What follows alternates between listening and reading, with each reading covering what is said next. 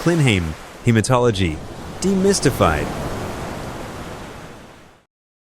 Managing Autoimmune Hemolytic Anemia. Part 4 of 4, from ClinHaem's FRCPath Masterclass Series. The management this is actually the thing that you do need to remember. So any question in the exam that has a patient that's unwell, you do need to mention, I will do an A2E assessment as per research UK, and this has got marks in there. You do not lose easy marks. You would say, of course, in our journal, management of our journal aspects, you would treat any underlying causes, stop drug if this is drug-induced, do not withhold blood, as I've mentioned, especially if the reticulocyte count is low, because that suggests that the patient's reserve might be, emptying out now. So you do need to really support them with blood.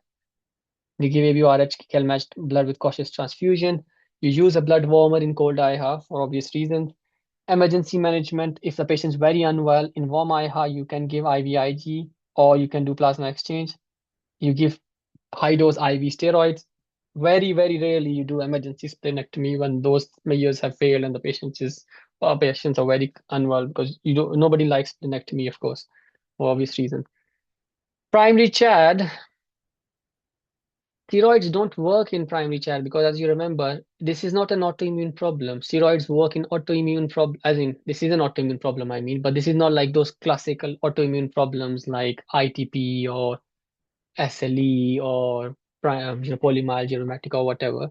This is a clonal problem. So in this scenario, steroids don't work very well, but if a patient's so unwell, you have to do something. So along with the transfusion, you would throw some steroids as well.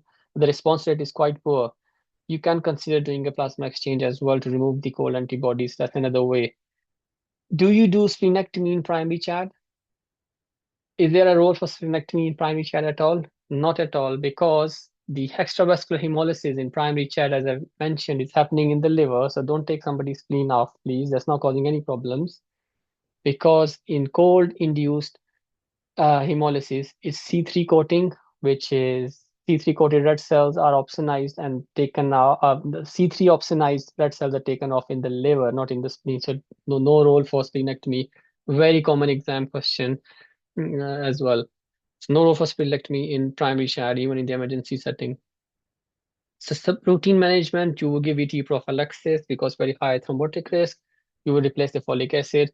If you're giving steroid, you need to give it with the usual things, which are gastric protection and osteoporosis prevention if you're going to use it for long term, which you are. So calcium, vitamin D, and bisphosphonates if they are applicable. You also write a letter to the GP or yourself to monitor their sugar levels, blood pressure, and their mood problems, because steroids can cause it. The goal is to manage the disease with minimal side effects, with the minimum dose required. And these are the treatments that I've summarized here, doses, but also the response rate and the time to responses for each of them. So you start with a high dose of PrED, as you do for other autoimmune problems, and you slowly taper it down if they have responded. As you can see, only 20% will remain in complete remission, but another 40% might have a good, reasonable HP, a working HP on some low dose PrED. If that fails after 3 weeks, you have not seen a response, you move on to the next line.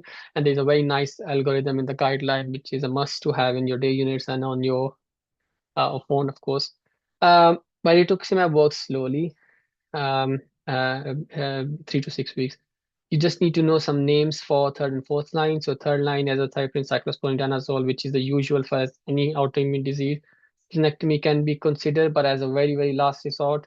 It can cause, of course, long-term risk of infections and immediate risk of thrombosis post-splenectomy.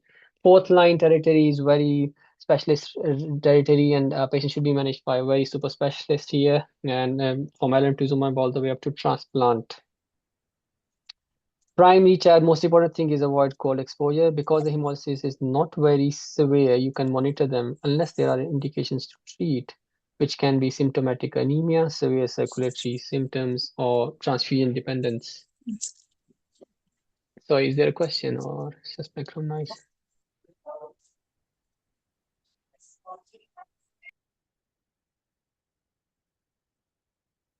Oh, sorry.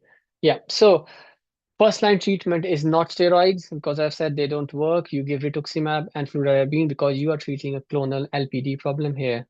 Steroid or splenectomy don't work in the long-term management of primary CHAD. Relapse you treat with various different options are available. Actually, not a lot are available, most in trial options, and eculizumab is one of them, which is a complement inhibitor. Childhood AIHA, just to briefly mention, differential diagnosis includes the other causes for inherited anemias as well, definitely as for any young adults, but specifically for children for obvious reasons.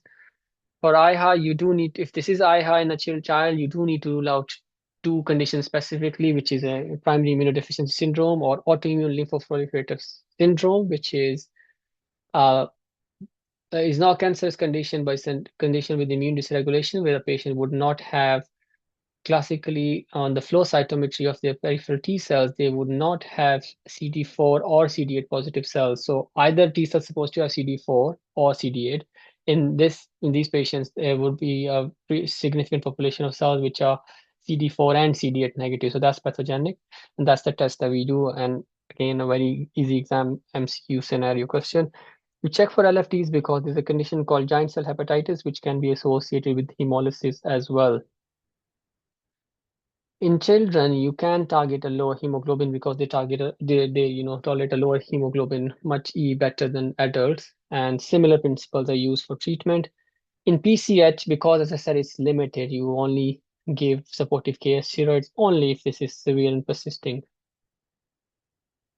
Pregnancy, we've got a separate day to cover pregnancy-related heme issues, but just to briefly mention, there are two patients, mother and the baby. Mother you treat as per AIHA guidelines with the lowest doses. Baby, there's some important implications, of course, about using immunotherapy, chemotherapy, etc. But baby, when it is a fetus, you monitor fetal velocity, fetal MCA velocity, which is a marker for fetal anemia. And neonate, you check their DAT screen and hemolysis screen when they're born. Both of these things are because IgG antibodies can, of course, cross the placenta. So these autoimmune antibodies can cause hemolysis in the baby as well sometimes. Briefly, drug-induced, there's a big list of drug-induced causes. These are the most common ones, including cephalosporin and diclofenac. It can be present within hours or after several months. And the mechanism of autoimmunity can be drug-dependent or drug-independent. When you take them in the lab, management is stop drug and liaise with the RCA reference laboratory. Steroids, some people will of course use it because it's very difficult to say if this is actually drug related or not unless you have got a specific test proven from the specialist lab that this is drug-induced AIHA. And the efficacy for pure drug-related AIHA is questionable, but stopping the drug usually helps. Now, secondary AIHA, you treat the illness and treat AIHA. SLE is an important cause. 60% would have a positive DAT, but only 10% will have AIHA. Good response to steroid is there. And CVID, you might need to use maintenance IVIGs plus long-term antibiotics if they get AIHA because of the risk of immunosuppression. So these are some of the references that I use in here. Thank you for watching. Stay tuned for more.